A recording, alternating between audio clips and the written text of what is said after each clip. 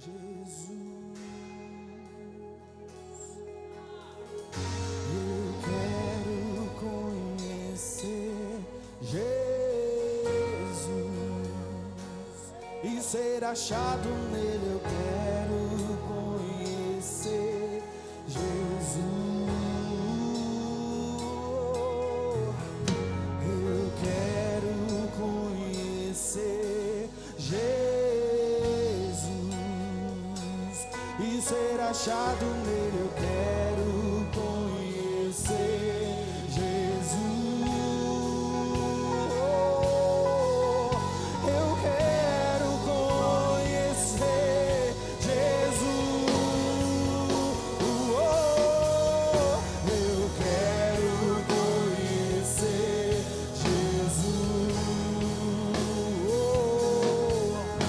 eu quero conhecer Jesus, eu quero conhecer Jesus, eu quero conhecer Jesus, meu amado é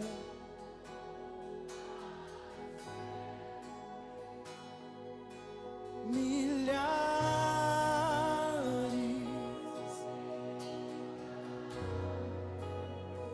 meu amado é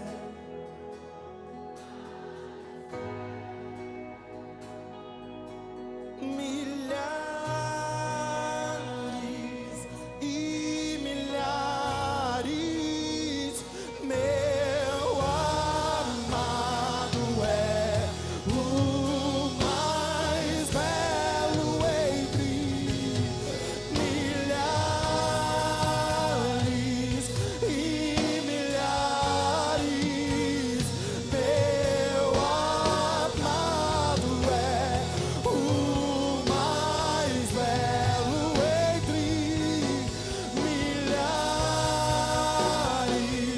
milhares e milhares.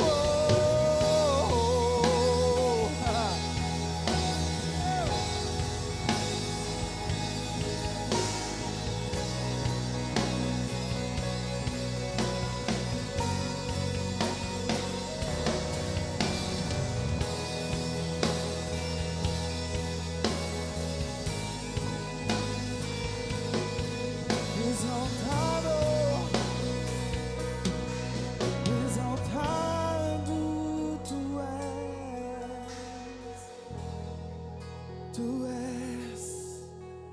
tu és sobre tudo, sobre todos, tu és o motivo que nos fez chegar aqui.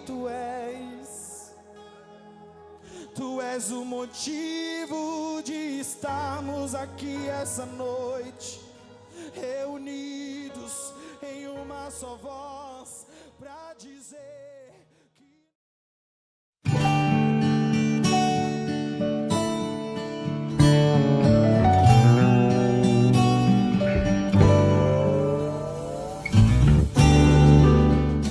Queridos, abra sua Bíblia aí em João, capítulo 15.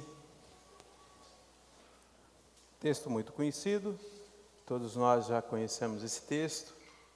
E vamos pedir para que Deus possa falar aos nossos corações. Vamos ler? Disse Jesus assim: eu sou a videira verdadeira e o meu pai é o lavrador ou o agricultor. Toda vara em mim que não dá fruto, atira e limpa toda aquela que dá fruto, para que dê mais fruto. Vós já estáis limpos pela palavra que vos tenho falado. Estais em mim e eu em vós. Como a vara de si mesmo não pode dar fruto se não estiver na videira, assim também vós, se não estiverdes em mim. Eu sou a videira, vós as varas. Quem está em mim e eu nele, esse dá muito fruto, porque sem mim nada podeis fazer. Se alguém não estiver em mim, será lançado fora, como a vara, e secará. E os colhem e lançam no fogo e ardem. Se vós estiverdes em mim, e as minhas palavras estiveres em vós, pedireis tudo o que quiserdes, e vos será feito. Nisto é glorificado o meu Pai, que deis muito fruto, e assim sereis meus discípulos.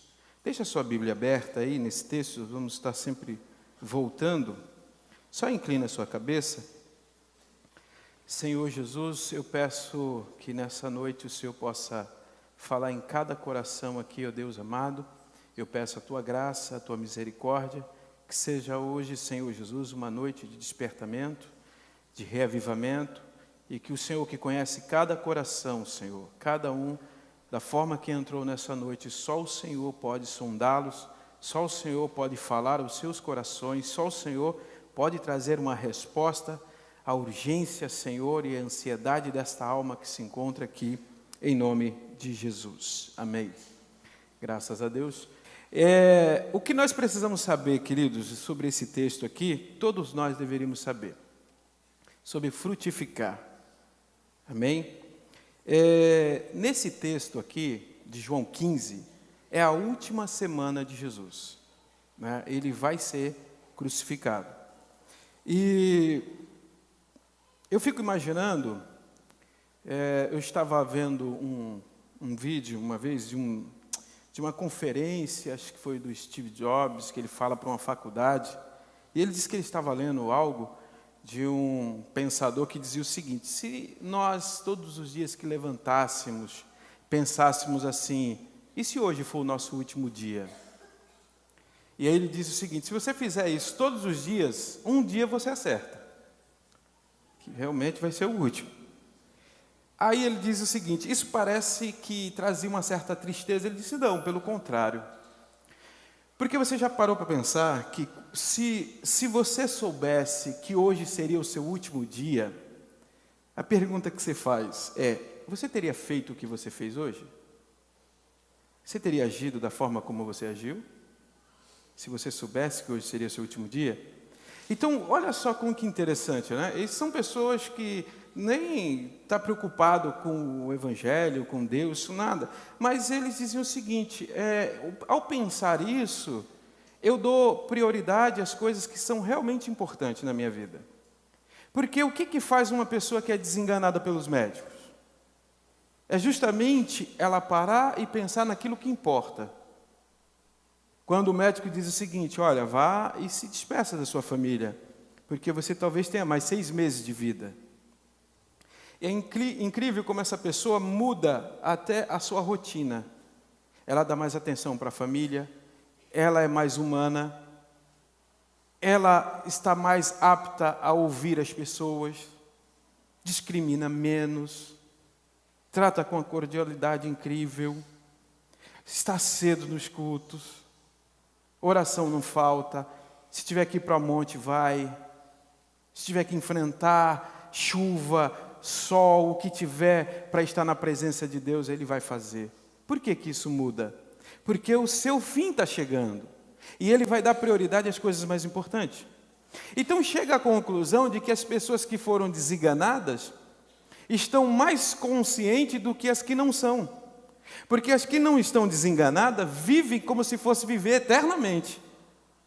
Mas a qualquer hora pode chegar o fim, sem aviso.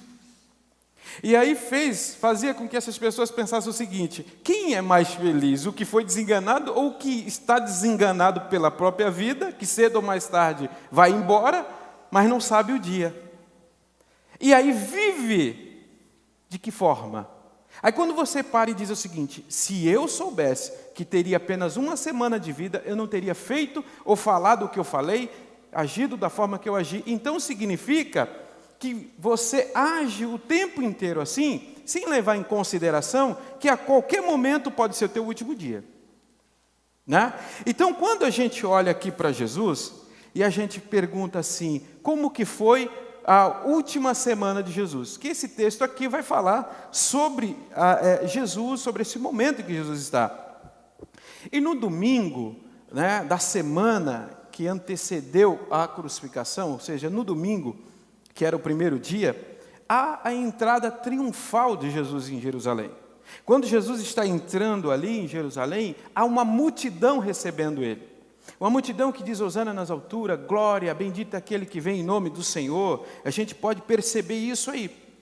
Então Jesus chega em Jerusalém no domingo, dá um tempo ali, depois de toda aquela festa, de toda aquela coisa, recebendo o Rei da Glória. Jesus vai para Betânia, né? Depois da entrada triunfal, ele vai para Betânia. Na segunda-feira, acontece uma coisa que todo mundo já conhece, que Jesus amaldiçoa uma figueira. Isso lá em Mateus 21, Marcos também fala isso. Então, nesse dia seguinte, eles saíram de Betânia, Jesus teve fome, vê a figueira, procura, e as pessoas falam assim: por que Jesus amaldiçoou aquela figueira? Bom, o que acontece é o seguinte, que a figueira, quando ela dá muitas folhas, ela indica que tem fruto. Essa figueira tinha muita folha, enganava qualquer viajante que ia lá. Então, Jesus, se é para ter folhas e não ter fruto, então que você seque. Se é para manter sua aparência, então é bom que você continue seca. Né? E aí acontece o quê? Logo em seguida, na segunda-feira, tem a purificação do templo. Jesus tem um embate com aqueles homens lá no templo que estão vendendo coisas. Isso na segunda-feira. Né? Na saída da cidade, né, o Evangelho de Marcos relata para a gente que já sendo tarde, Jesus saiu da cidade de Jerusalém. Provavelmente ele volta para Betânia, porque no outro dia os discípulos veem o que acontece com a figueira. Viram o que aconteceu, na verdade, o resultado da maldição que Jesus lançou sobre a figueira, ou seja, ela está seca, né? E aí na terça-feira Jesus está ensinando no templo. Ele não se distancia muito de Jerusalém. Ele fica em Betânia, em Jerusalém. Essa é a semana que ele está passando. Então ele fica ali em Jerusalém ensinando, discutindo com os religiosos. Já há uma intenção de armarem para Jesus. Por quê? No domingo há uma multidão que o recebe. Para Jesus criar uma rebelião era fácil, se ele quisesse. Ele tinha uma multidão ao seu lado, se ele quisesse fazer isso, né? Então acontece também na terça-feira aquela oferta da viúva. Há o sermão interessante que é do capítulo 24 até o 25 de Mateus, versículo 43, que é um sermão escatológico. Tudo isso está acontecendo na terça-feira. Na quarta-feira já há um plano para matar Jesus. Então você veja bem que Jesus, ele sabe que vai ser crucificado, ele já sabe, ele sabe que vai chegar o momento que agora os seus inimigos conseguirão colocar a mão sobre ele, né? Então, na quarta-feira tem toda essa trama. Jesus está em Betânia novamente, no capítulo 26 mostra isso, né? É uma ocasião em que aquela mulher com vaso de alabastro unge a Jesus e ele diz: ela está me preparando para o meu sepultamento. Então isso ocorre na quarta-feira, né? Há uma conspiração contra Jesus na quarta-feira. Judas procura os chefes da sinagoga, procura para entregar o mestre, né? Então Jesus, ele está vivendo momentos extremamente terríveis. Imagina você, que você sabe que sexta-feira você vai morrer, da pior morte terrível, e como estaria você? O que você estaria fazendo, né? Então, na quinta-feira, Jesus comemora a Páscoa e diz para os discípulos o que eles têm que fazer, né? Como que eles têm que arrumar o lugar lá para eles fazerem a ceia junto, né? É nesse momento também que há aquele lava-pés ali, que Jesus lava, ensinando os discípulos, né? É nesse momento, nesse dia, que Jesus diz para Pedro assim: Pedro, você vai me negar, né? Senhor, eu vou te seguir onde for, onde quiser, eu entro contigo, não fujo não. E Jesus está dizendo assim: não, você vai me negar, Pedro, porque o que está para acontecer agora, você não vai conseguir, você não vai suportar, né? Então, é aqui, nesse dia, na quinta-feira, que acontece os capítulos 14 ao 16 e o 17 de João. Na quarta-feira, Jesus está falando, na quinta-feira, Jesus está ali, no capítulo 14 ao 16, confortando os discípulos. Olha só, alguém que vai morrer é quem está confortando. Alguém que está pronto a sair de cena da pior forma possível, está trazendo uma palavra de conforto. E no capítulo 17, ele começa a orar, intercedendo, dizendo: Pai, guarda eles. Sabe, você percebe o tom de medida de Jesus, né, com os seus apóstolos. Ele está dizendo: Pai, os guarda, porque agora, né, ele vai ser retirado de cena, ele vai ser tirado, ele não vai estar mais próximo dos seus apóstolos, então vai ser retirado de cena. E aí, nesse momento, Jesus é preso, Jesus é levado. Pedro nega Jesus na quinta-feira mesmo, né? Ele não aguenta muito tempo, a pressão vem e ele nega Jesus. E aí, na sexta-feira, acontece o julgamento de Cristo. É na sexta-feira que Jesus é crucificado, né? E aí, uma coisa que me chama a atenção é que depois que Jesus é levado a Pilatos, tem uma massa gritando lá fora e dizendo, soltem Barrabás e crucifica Jesus. E é interessante como nós começamos a semana com Hosana nas alturas, glória a Deus, porque bendito é aquele que veio no nome do Senhor. E na sexta-feira, eu pergunto, onde estava a multidão que dizia glória a Deus? Onde estava a multidão que falava que o Senhor era bendito? Porque nós estamos vendo uma multidão dizendo, soltem Barrabás e crucifiquem Jesus. Não são romanos, são judeus que estão dizendo isso. E a pergunta que a gente faz é, começamos com a multidão, recebendo Jesus em toda aquela euforia e alegria, e agora nós estamos vendo uma multidão dizendo para crucificar Jesus. Se essa multidão não é a mesma que estava recebendo Jesus no domingo, então onde estaria a que recebeu para defendê-lo? Não, irmãos, é a mesma. É o mesmo povo que disse, glória a Deus nas alturas. É o mesmo que disse, o Senhor Jesus é o meu rei, é o mesmo que está dizendo, não quero mais esse rei na minha vida. Pode crucificá-lo, pode lançá-lo aí na cruz, pode matá-lo. E aí é interessante que Pilatos sugere ainda uma punição a Jesus, e ele diz, não, crucifica-o. Porque eles queriam um rei que os livrasse de Roma, e Jesus queria ser o rei deles, que os livrasse do domínio do pecado, do pior inimigo do homem. O pior inimigo nosso, ele não está fisicamente, não está materializado. O maior perigo nosso é estarmos indesculpável diante de Deus. É estarmos numa situação em que se o Senhor voltar, ou se nós partirmos, ou se hoje é o dia do teu desengano, ou seja, hoje é o dia que a vida desenganou você, ou seja, vai ser chamado a senha e é o teu número, e quando chamar a tua senha, querido, não adianta falar que tem gente ruim que poderia ir no teu lugar, vai ser você, quando for a tua vez tu vai, não adianta gritar. E aí se chamar o teu número, e se for hoje,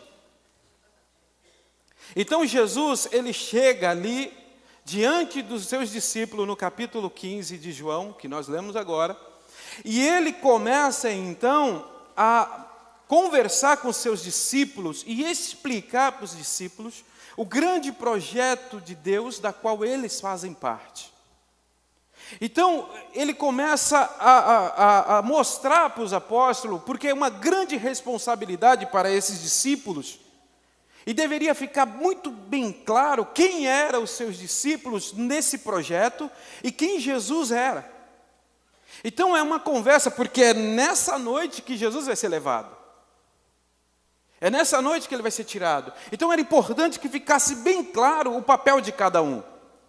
E é importante que fique bem claro o papel de cada um de nós nesse projeto grandioso de Deus em salvar a humanidade, em salvar aqueles que estão cativos. Qual é o nosso papel e a nossa parte em tudo isso? E aí Jesus, o que ele faz? Ele começa dizendo e afirmando, ele não sugere, ele afirma, ele diz, eu sou a videira verdadeira. Eu sou a videira verdadeira. Os judeus conheciam isso. Os judeus entendiam o que era ser a videira. A videira era Israel. Desde pequeno um judeu ouve isso. Mas Jesus diz o seguinte, eu é quem sou, a videira verdadeira. Para nós não faz muito sentido, mas para quem era um judeu, sabia, olha, então Jesus agora é a videira, e aqui Jesus mostra que Israel é apenas um arquétipo, apenas um modelo do que seria a verdadeira videira. Então Israel, se Israel era a videira, naturalmente os ramos seriam um judeu. E aí Jesus diz o seguinte, eu sou a videira verdadeira, e agora os verdadeiros ramos dessa videira são vocês.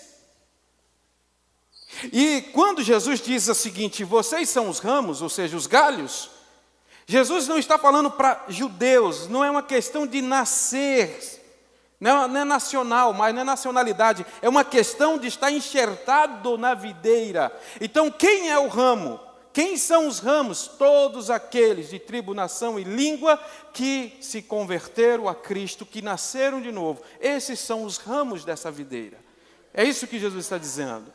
Vocês são os ramos verdadeiros, porque a videira é verdadeira e os ramos também são verdadeiros. É importante que isso fique claro para você. Então essa videira verdadeira corresponderá com o agricultor, porque quem é o agricultor de acordo com Jesus? Quem ele fala? Eu sou a videira, e quem é o lavrador? O Pai. E óbvio, meu irmão, que o agricultor, ele espera o que da videira? O que ele espera? Os frutos da videira. Então ele diz, vocês são os ramos, o meu Pai é o lavrador. Então essa videira vai corresponder com Deus, ou seja, dará frutos exigidos por Deus. Então, olha só que coisa interessante. Então, como os ramos da videira, os discípulos precisavam aprender com Jesus o que era frutificar. Como nós podemos frutificar? Porque há uma coisa que nós precisamos entender hoje, irmãos. A salvação genuína, ela é caracterizada por uma vida frutífera. Então, como é que você sabe que a salvação genuína habita em você? Pela vida frutífera que há em você. E aí, meu irmão, vem uma grande coisa aqui, tá? O que é esse fruto? Por meio do qual Deus é glorificado. Porque esse é o teu chamado, para glorificar o Pai, se você for um ramo verdadeiro. Então o Senhor está dizendo para aqueles que são os galhos verdadeiros dessa videira, para aqueles que são os ramos verdadeiros, vocês participarão de algo cósmico, algo que vai além dessas coisas materiais que vocês estão vendo aqui. E vocês participarão comigo de tudo isso. É isso que Jesus está trazendo para nós. Embora exista muitos textos falando de frutos, mas aqui nesse contexto eu quero que você entenda o que Jesus está dizendo. Não tem nada a ver com o fruto do Espírito aqui, tá? Então o fruto que Jesus está trazendo aqui, primeira coisa que nós precisamos entender, é que nós temos que considerar que todo fruto, ele em si significa a multiplicação da mesma vida que há na planta que o gera. Então o que é o fruto? A multiplicação da vida que tem na videira. Como assim, pastor? Quem gera esse fruto não são os ramos. Você não pode gerar esse fruto. Quem gera esse fruto é a própria videira. É a videira quem gera.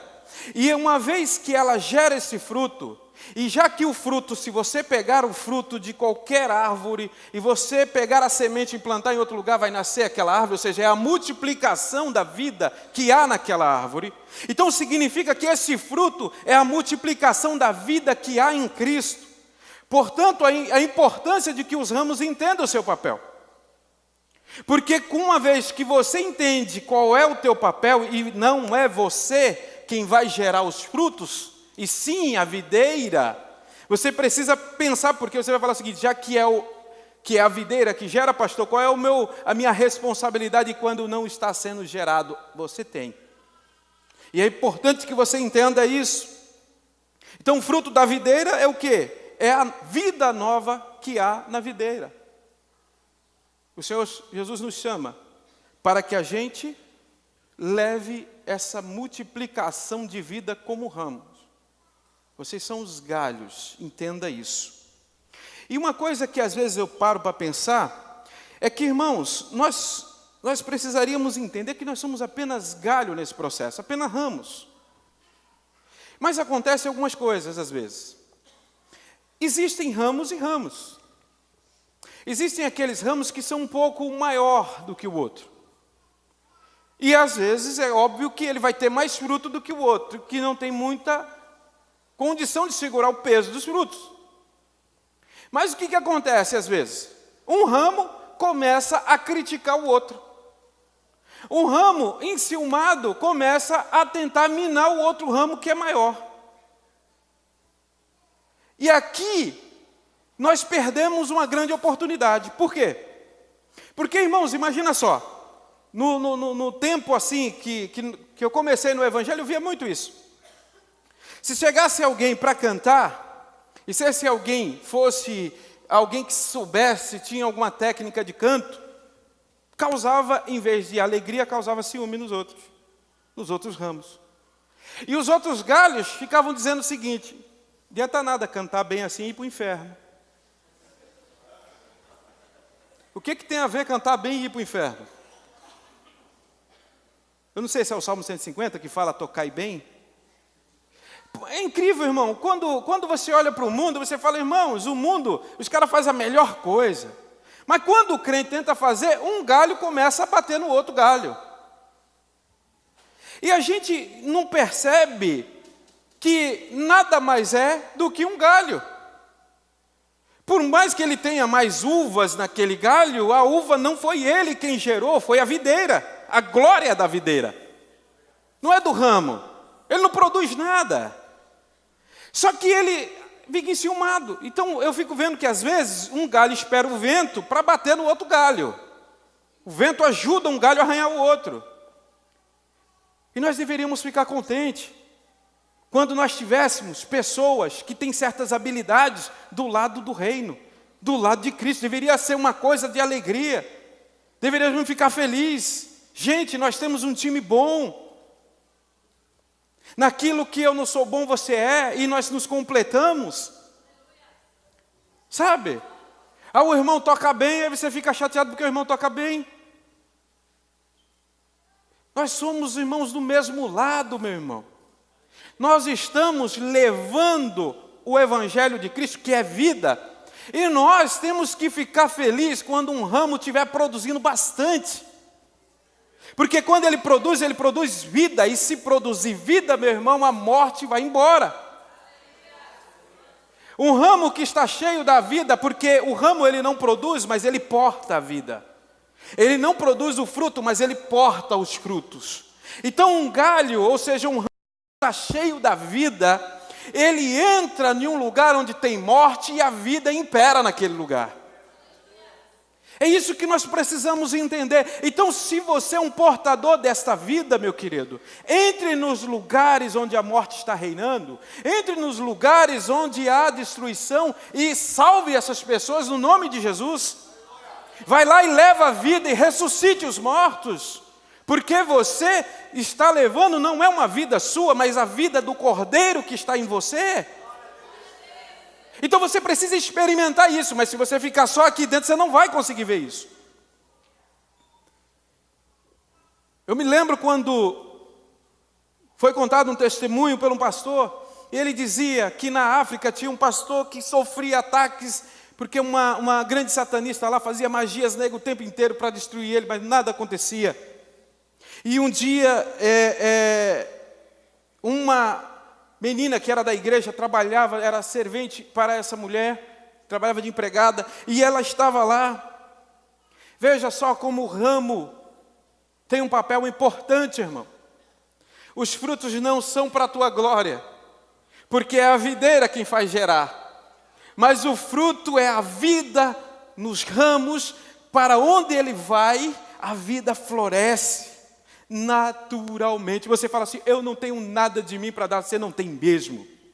Mas quando você abre a tua boca, a vida que há em Cristo, que está em você, ela brota, e a pessoa, meu irmão, você não percebe, mas a pessoa que está te ouvindo é arrancada das trevas naquele momento. Você não percebe, mas há um ato espiritual naquele momento, que você quebra as algemas, você não percebe. Porque é sobrenatural o negócio. Você não vê. Entendeu, irmãos? Então, olha só que coisa.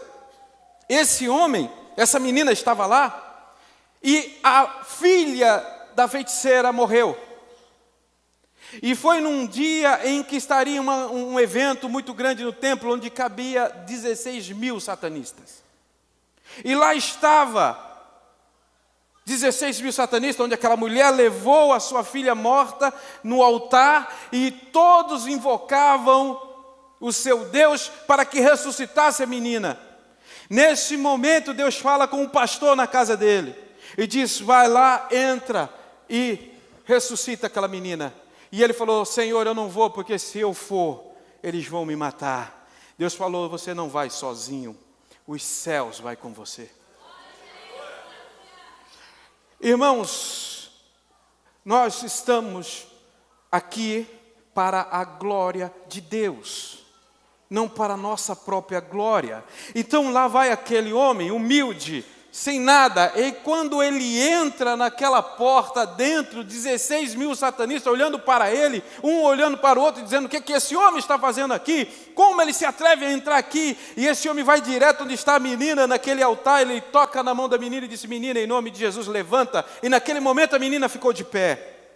Quando esse homem para e que ele vai voltar para trás, tem 16 mil satanistas de joelho, dizendo: só o Senhor é Deus. Para isso que é manifestada a glória nos ramos que produzem. Nós produzimos não, mas nós portamos a vida. Portanto, meu irmão, onde quer que você vá, a vida vai com você. Você está entendendo? Então você precisa compreender isso. Jesus está dizendo para os seus apóstolos: vocês precisam entender quem são vocês. Porque ao olharem a videira, eles dizem: olha só, a videira está cheia de frutas. Mas eles estão vendo os galhos também. Eles estão observando os ramos também. E você é esse ramo. Então, meu irmão, olha só, quando a gente não percebe. Mas tem um amigo meu, que hoje ele é pastor, e ele disse que ele foi para uma casa de uma tia dele na Bahia e ficou lá um tempo. E ele disse que lá acontecia tantas coisas, caía panela, ouviam gritos, ouviam não sei o que lá, um monte de coisa. E aí ele disse que ele estava lá e o mês que ele passou lá, nada aconteceu. Por quê? Maior é o que está em vós do que o que está no mundo. Irmãos, nós perdemos tempo olhando para os outros galhos e reclamando que os outros galhos estão maiores do que nós. Nós precisamos glorificar, porque se aquele galho frutificar, é a glória de Deus. Se aquele galho frutificar, significa vida, porque ele levará vida onde ele for. Nós precisamos perceber isso, meu irmão. Então, frutificar é consequência de estar nele e não um critério para estar nele. Você não adianta um galho dizer para o outro assim: olha, você tem que frutificar, um galho não pode frutificar sozinho. Jesus disse isso no texto: sem mim, assim como o galho fora da videira não pode produzir, vocês também não poderão. Então Jesus diz o seguinte: olha, é uma consequência. Ou seja, meu irmão, se você é um galho frutífero, as frutas virão cedo ou tarde, vai vir. Por quê? Porque é consequência. Se você está em Cristo, não tem como você guardar essa fonte de água viva, ela vai jorrar. Não tem como alguém impedir você, a não ser que Ele permita, mas não dá para simplesmente calar você. Não dá para parar você. Por quê? Porque ou lutar contra o Todo-Poderoso, não tem como. É impossível parar alguém que Deus está movimentando. Até hoje se levantou reis e até hoje não conseguiram parar a igreja e não vão conseguir.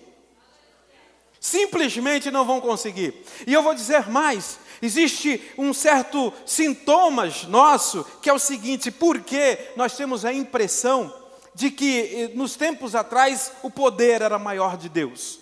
E por que agora a gente não tem visto mais? Por que agora a gente não tem sentido, ou pelo menos tido mais experiências com Deus? Meu irmão, vou dizer uma coisa para você. Quem é o lavrador? É Deus. Ele conhece a videira, Ele conhece os ramos, e Ele sabe o que fazer com os ramos para Ele produzir.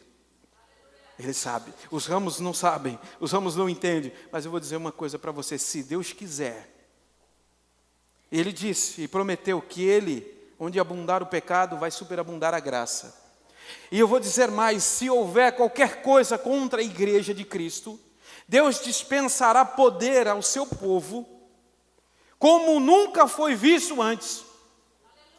Sempre foi assim. Quando tentaram prender os apóstolos, prenderam, anjos soltaram. Jogaram apóstolo no tambor de óleo fervendo, nada aconteceu. Tocaram em alguns apóstolos, mataram, mas porque ele permitiu? Ou você acha que Deus não está fazendo grandes maravilhas hoje, lá onde os cristãos estão sendo perseguidos? Onde há milhares de cristãos sendo mortos, Deus está convertendo muçulmanos. O Senhor está aparecendo a muçulmanos. Assim como Ele fez no tempo dos apóstolos, Ele está fazendo hoje. E se houver algum risco para a igreja de Jesus, Ele entra, meu irmão, porque Ele caminha no meio dos 7 castiçais. Ele não está longe de você, Ele está caminhando e pertinho de você. Ele está do seu lado. Não pense em você. Por mais que você sinta às vezes que não está, mas Ele está do seu lado. Ele não abre distância de você em momento algum. Você está ao alcance dos olhos dEle. Até mesmo aquele que às vezes entra desapercebidos aqui. Entram desapercebidos, sai e diz: ninguém me notou. Você que pensa. Você que pensa. A igreja é de Cristo. É Cristo quem vê você. É Cristo quem está observando você. Nós precisamos entender um pouco sobre o que está se dizendo aqui, o que Jesus está dizendo. Nós precisamos entender, porque no versículo 2, Jesus diz o seguinte: o ramo que está ligado e não dá fruto. O que acontece? Todo ramo que não dá fruto, em algumas versões está tira, certo? E outras está corta. O que é isso, pastor? Não dá uma impressão de que Jesus está arrancando fora? Mas não é isso que ele quer dizer. O que acontece, irmãos? O texto, pelo menos as palavras que aparecem aqui, ela não quer dizer que alguém ao olhar aquele galho percebeu que não tem uvas ali. Não é isso. Ele está dizendo mais ou menos assim: todo galho, todo aquele que não está disposto a trazer fruto. É isso. Quando é olhado para esse galho, parece que não há uma disposição dele em produzir, no sentido de que ele recebe aquilo que foi gerado da videira. E aí a gente tem a impressão de que a ideia é cortar e jogar fora. Não é. Porque Jesus diz o seguinte: Ele está em mim. Mas acontece algumas coisas, irmãos. O que é? Há uma coisa que acontece na videira, que se os ramos, de repente, ao crescer e encostar no chão, ele começa a criar raiz. Ele começa a criar raiz e ele começa então a se alimentar daquilo que o solo está produzindo. E vai chegar um momento que ele para de se alimentar da videira. E ele está na igreja, mas ele não está mais se alimentando da videira, irmão. E aí o que acontece? No começo, ele está pegando os nutrientes. E ele está tudo bem. Então ele começa a ganhar uma independência. Ele começa a se distanciar daquilo. Vem às vezes, e daqui a pouco o resultado começa a nascer, porque nasce frutos disso. Por incrível que pareça, o galho que encosta no chão e começa a criar raiz, ele vai gerar uva também.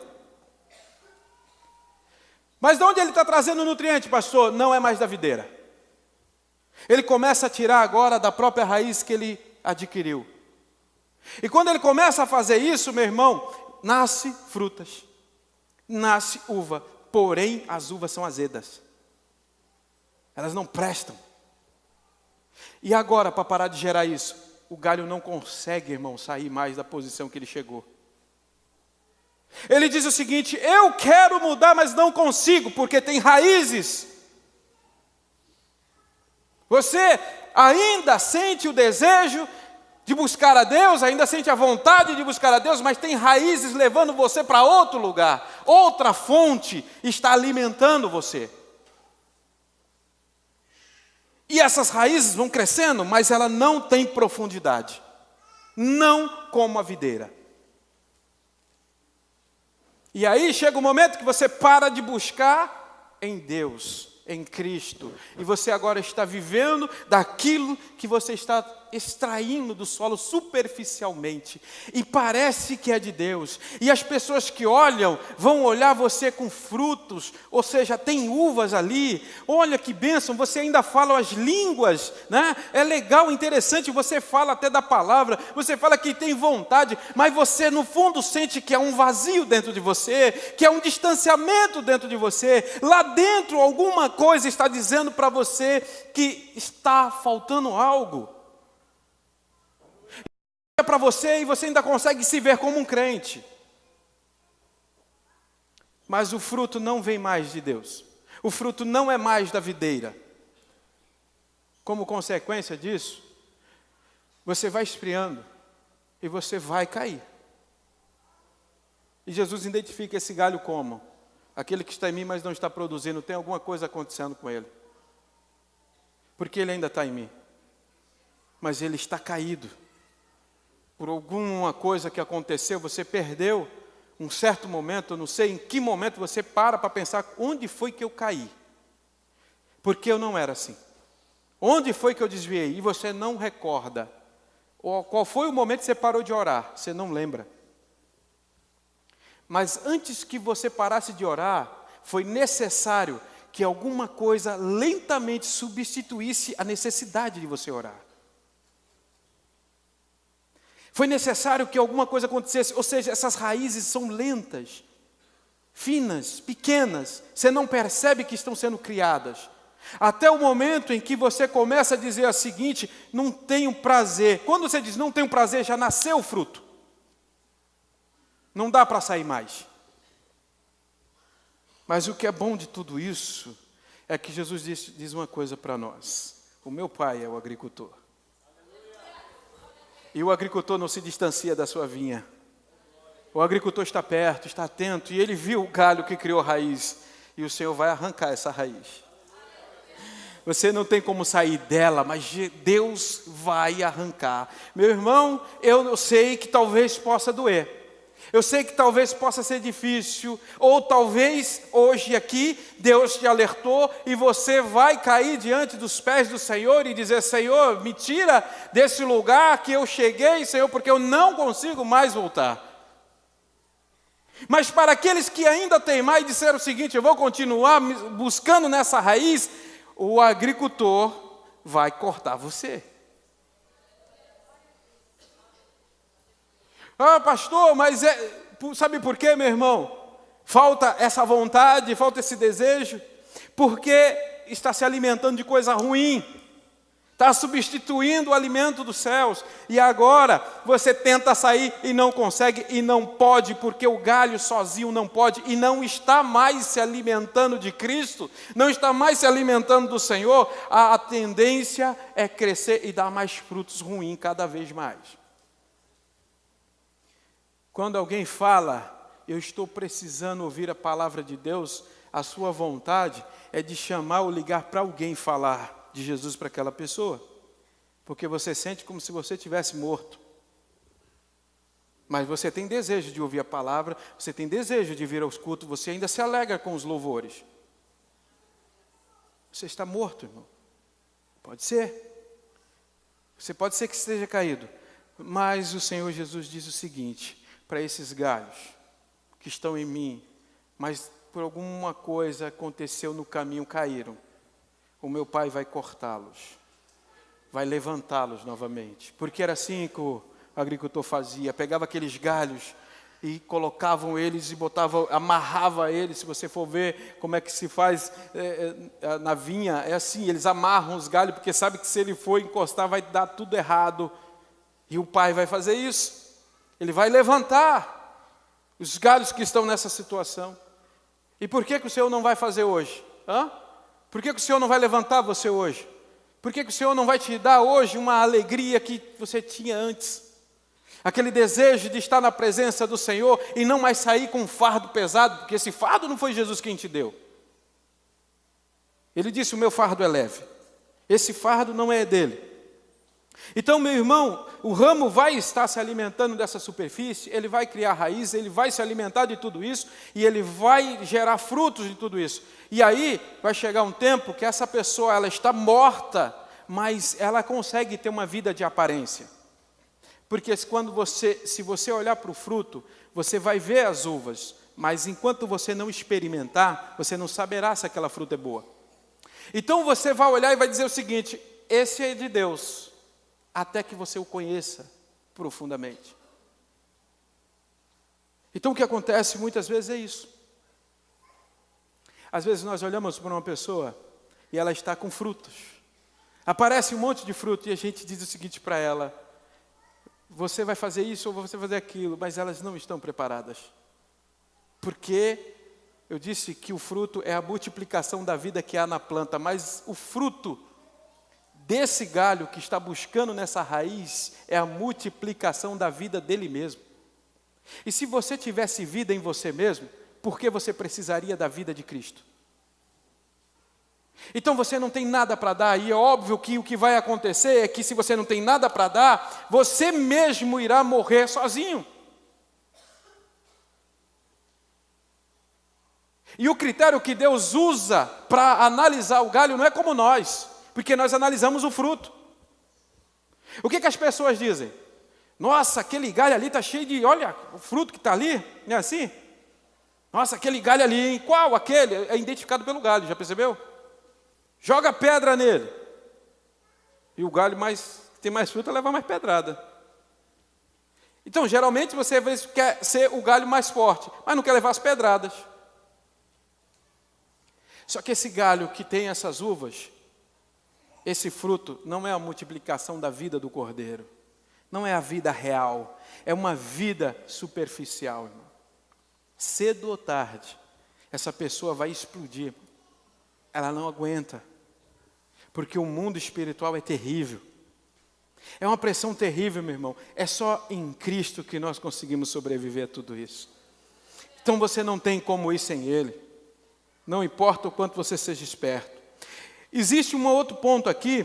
Eu acho interessante quando Jesus ele fala que esse galho, ele não é desamparado. Esse galho que está dando fruta estranha não é desamparado. O Senhor trabalha na vida. Deus usa alguém. Deus usa a palavra. Deus usa um sonho. Deus usa alguém. Sempre está falando, sempre alertando. Olha, o Senhor está falando, volta para os caminhos dele. Irmão, você chegou até aqui agora como, meu irmão? Deus trouxe você aqui. Porque você não conseguiria chegar, meu irmão. Imagine se cada um de nós entendermos o que é ser ramo e começar a ser de verdade isso, levar a vida que está em nós a todos aqueles que não têm. Quantos serão tocados, ressuscitados, libertados, sendo desprendidos das algemas espirituais, irmãos? Por quê? Porque você porta a vida do Cordeiro de Deus. Todos portam, porque nós somos apenas ramos, irmão. Ninguém tem mais vida de Jesus do que o outro. Todos têm a mesma vida de Cristo. Então, quando você fala, jorra a água da vida eterna, e onde tocar vai ter vida. Você já parou para pensar que uma conversa sua pode impedir alguém de tirar a sua própria vida? Você já parou para pensar que um telefonema seu pode salvar alguém? Porque há poder nas palavras daquele que professa o Evangelho com a fé verdadeira em Cristo. Por mais que você esteja aqui nessa noite dizendo, eu sou fraco, não importa o quanto sejamos fracos, o importante é estarmos ligados na videira, porque Ele é forte. E a vida dessa videira vai passar por você e alcançar aqueles que ainda não têm vida. Isso é importante, irmão. Para que entre o Rei, Jesus, o Rei da Glória, eu abro meu coração, eu abro meu coração para que entre o Rei, Jesus, o Rei da Glória, eu abro meu coração, eu abro meu coração para que entre o Rei, Jesus, o Rei da Glória, Eu abro meu coração, eu abro meu coração para que entre o Rei Jesus, o Rei da glória. Eu abro meu coração, eu abro meu coração para que